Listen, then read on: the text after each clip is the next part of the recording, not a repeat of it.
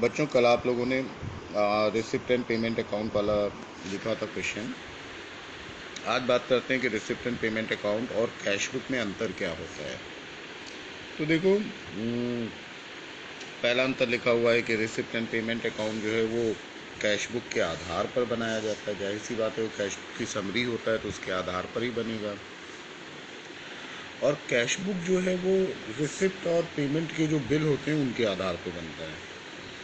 दूसरा लिखा हुआ है कि रिसिप्ट एंड पेमेंट अकाउंट जो होता है वो अकाउंटिंग पीरियड के अंत में बनाया जाता है और कैश बुक जो है वो डेली लिखी जाती है। रिसिप्ट एंड पेमेंट अकाउंट में डेट का कॉलम नहीं होता क्योंकि वो साल के अंत में बनता है, तो समराइज फॉर्म होता है, तो डेट का कोई मतलब नहीं है। लेकिन कैश बुक में जो है डेट वाइज रिकॉर्ड किया जाता है।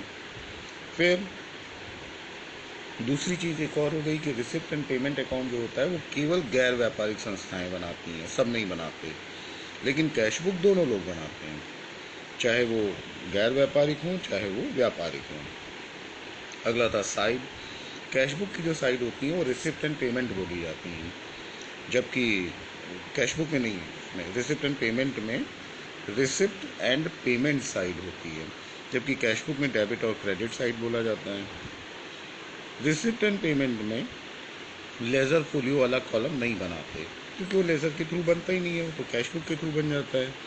लेकिन कैश बुक में एक लेज़र फोलियो का कॉलम होता है। ठीक है, तो ये तो था अंतर तुम लोगों का रिसिप्ट एंड पेमेंट अकाउंट पे। अब क्या होगा कि ये तुम्हारा रिसिप्ट एंड पेमेंट और कैश बुक तुम लोगों को क्लियर हो गई होगी। अब दूसरा अकाउंट जो बनता है इन लोगों के यहाँ, उसका नाम है इनकम एंड एक्सपेंडिचर अकाउंट। ठीक है, तो इनकम एंड एक्सपेंडिचर अकाउंट जो होता है बिल्कुल लाभ हानि खाते के तरीके से होता है।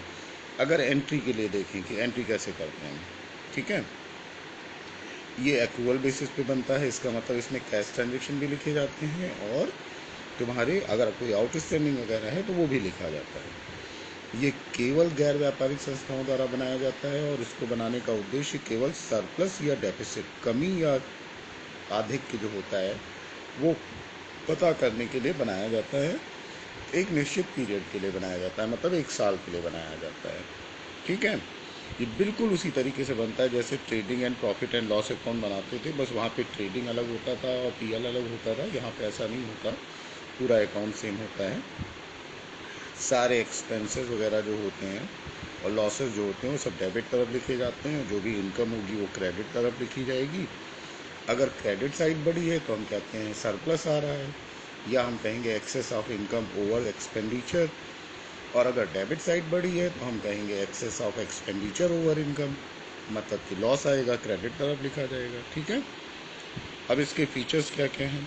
क्योंकि पीएल अकाउंट जैसा ही है तो पहला नेचर लिखा हुआ है कि नेचर इसका नॉमिनल नेचर का है, तो इसमें नॉमिनल वाले रूल लगता है, नॉमिनल अकाउंट वाला, कि debit all expenses and credit all income.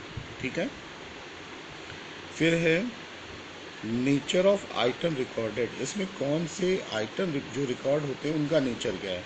तो जैसे पीएल अकाउंट में होता था कि केवल रेवेन्यू नेचर के आइटम लिखे जाते थे, वैसे यहाँ पर भी केवल आयगत आइटम ही लिखे जाते हैं, पूंजीगत चीज़ें नहीं लिखी जाती हैं। फिर है omission of opening and closing balance of cash. ना तो पीएल में हम लोग लिखते थे कैश का ओपनिंग और क्लोजिंग बैलेंस, ना ही इसमें लिखा जाता था। ठीक है, एडजस्टमेंट, पीएल अकाउंट में आप लोग तमाम एडजस्टमेंट लिखते थे, डेप्रिशिएशन का, प्रोविज़न फॉर बैड डेट का और क्या क्या तमाम तरीके के। ऐसे ही यहाँ पर भी अगर कोई एडजस्टमेंट है आउटस्टैंडिंग का, प्रीपेड का, एक्रूड का, अनअर्न का, वो सब इसमें किया जाता है। नंबर 5 पे लिखा हुआ है it is prepared by accountants appointed by the entity's management and is audited by an independent auditor. Simple सी बात है, अकाउंट है तो अकाउंटेंट ही बनाएगा इसे, जैसे मैनेजमेंट ने रिकॉर्ड कर रखा है। इसके अलावा ऑडिटर जो होता है वो इसे ऑडिट भी करता है। आगे लिखा हुआ है it excludes all the items of income and expenditure which do not pertains to the current year. मतलब जो करंट ईयर के खर्चे नहीं हैं, करंट ईयर से रिलेटेड चीज़ें नहीं हैं, उन सबको नहीं लिखा जाता है इसमें। ऐसे ही वहाँ भी होता था। और the closing balance of this statement, इस अकाउंट का जो बैलेंस होगा वो या तो डेफिसिट होगा या सरप्लस होगा। जैसे वहाँ पे नेट प्रॉफिट या नेट लॉस होता था, वैसे यहाँ पे डेफिसिट या सरप्लस होता है। ठीक है, तो उम्मीद है ये अकाउंट समझ गए होगी। अभी भी कोई मुश्किल हो तो हमसे पूछना।